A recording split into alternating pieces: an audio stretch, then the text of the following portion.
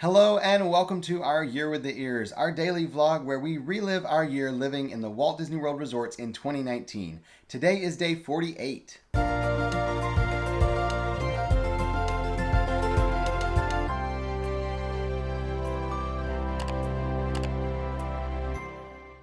Today was a very simple day. We did stay at the resort here at Coronado Springs. Robert was especially excited to get some work done because he had that huge desk in the room that he could sit at and just set up his laptop.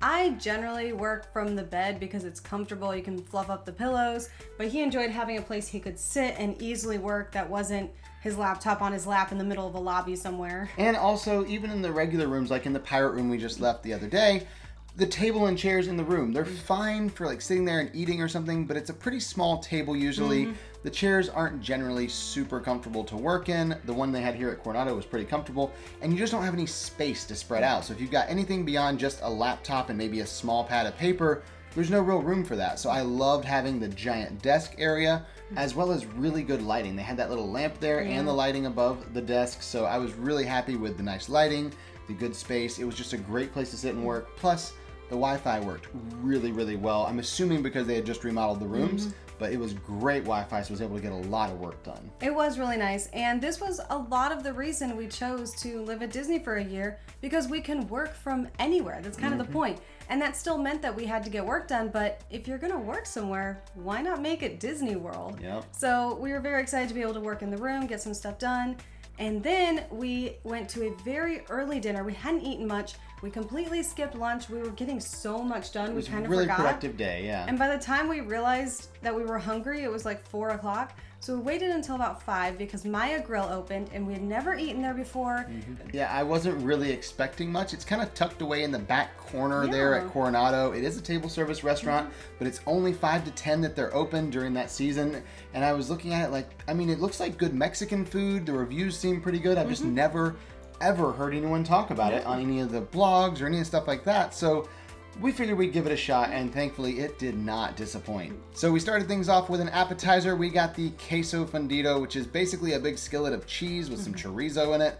Oh my goodness, that was amazing. And we asked them to try to hurry and like bring it out quickly because we're starving. They did. It came out really fast, and I was very happy that we ordered that. It's not your typical queso you would get like to dip chips in. It's this thick cheese, but it was really, really good. Really good. And then for entrees, we each ordered something different. I got the steak fajitas.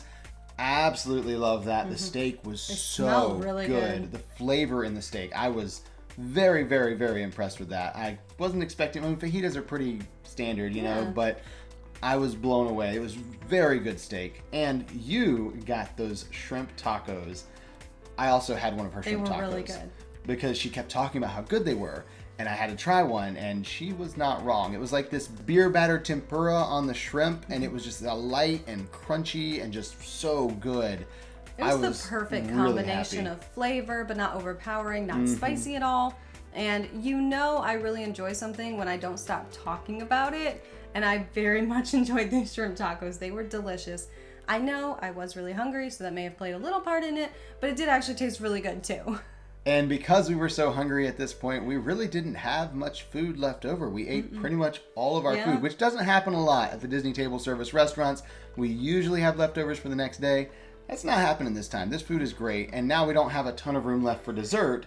That's the only problem with filling up on food at Disney World is you want dessert and you're too full for it. And you know they're going to be good. That's right, the thing. You look at the thing and it's like, oh, these all look really good. Well, this wasn't just a menu.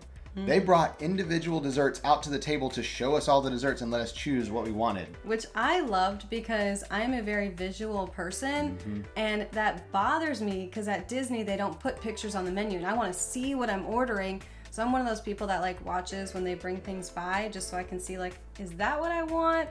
I'm very visual. What did that table order? Like, no, not that person. The person next to them. I'm that person. And if they put a picture in the menu, as soon as we sit down, I see the menu. There's a picture. Like, I know what Alyssa's getting. Whatever's in the picture. It's not my fault. It's not your. It is totally a sales tactic. I used to work as a server at Cracker Barrel.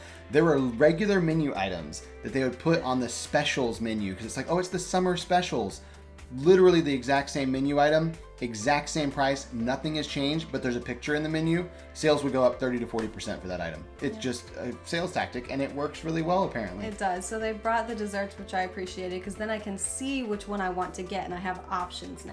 And since we weren't very hungry, we didn't want to pick one of the larger desserts. We thought it would make more sense to get a couple of the dessert shots that they had. There's these little shot glasses that had different desserts in there, like key lime pie and cappuccino. And a peanut butter. And a peanut butter. Lots of really good sounding ones. So we picked a few of those after the server explained which ones they had and what they offered. And then our dessert shots. This is chocolate mud pie. It's like chocolate mousse. Peanut butter. Key lime pie. Grand Marnier berries and cream. This one's my favorite. And then cappuccino. And after going through to try these, we're kind of like, okay, there's not a lot here, so if we don't like it, it's just a small one. If we do like it, then we can both kind of finish it off. Thankfully, all of them were really good. It was just enough sweet to give us that nice sweet ending, but not so much that we're kind of going into a sugar coma and overdose from all the food that we've had. It was a lot of food, though. We did eat quite a bit. We finished our entrees. We, of course, had the appetizer and then these desserts. They were lightweight. They weren't super filling, which I appreciated, but it's still more food, and we were quite full at the end of this meal. Thankfully, we don't have to walk very far back to our room. It is literally right next door in that building there. We could almost see it from the restaurant because the restaurant's at the corner of the building past the quick service. So we finished up our food. We were going to go back to our room, but we did realize, again, that half marathon is getting ever closer. We probably should go for at least one walk around the lake here at Coronado Springs. At least it's beautiful outside and we can enjoy the scenery while we do it.